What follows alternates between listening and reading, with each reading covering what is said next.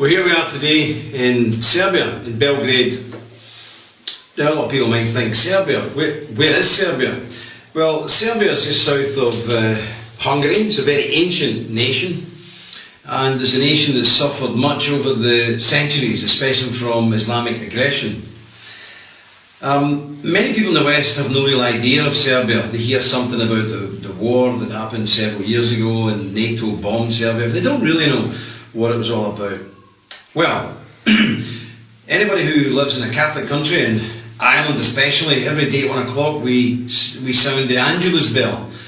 There would be no Angelus bell. In fact, there would be no Western Europe if it hadn't been for the Serbs, because in 1389 the Serbian forces, at great cost to themselves, halted the advancement of the Ottoman Turks, the Islamic forces invading Europe. And if the Serbs hadn't sacrificed themselves by the thousands, they would have overrun Western Europe, and today we would be Muslim nations.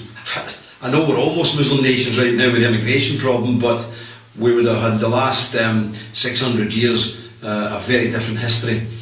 So this is what we need to understand, and this war isn't something that happened in ancient history. This is still going on. In 1998-99 there was a war here, mainly caused by Islamic aggression from Albania taking over the southern part of Serbia, which is called Kosovo. And of course the Serbian Christian nation fought back. And what happened?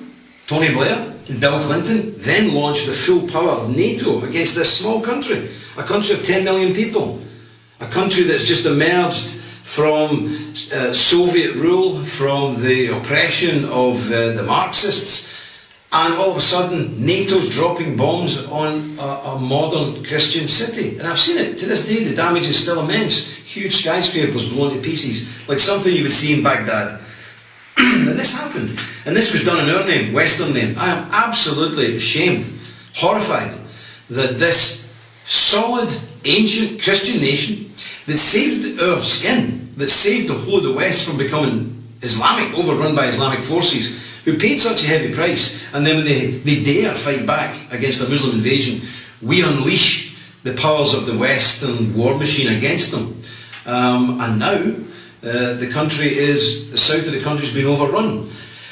I'm just back from there. I've seen it with my own eyes, and it's truly, truly shocking. We have monasteries burned, looted, Christians displaced, tens of thousands of Muslims pouring in from Albania, and heavily financed by Turkey and other Islamic nations. There's mosques everywhere, new ones. These are like little kit buildings. You know, they build a McDonald's or a Burger King, they build it in 2 days, boom, they just appear. It's the same with these mosques. There's some villages where there are a mosque here and 100 metres away, another mosque, and another 100 metres up the motorway, another mosque. There's not enough people to go to these mosques.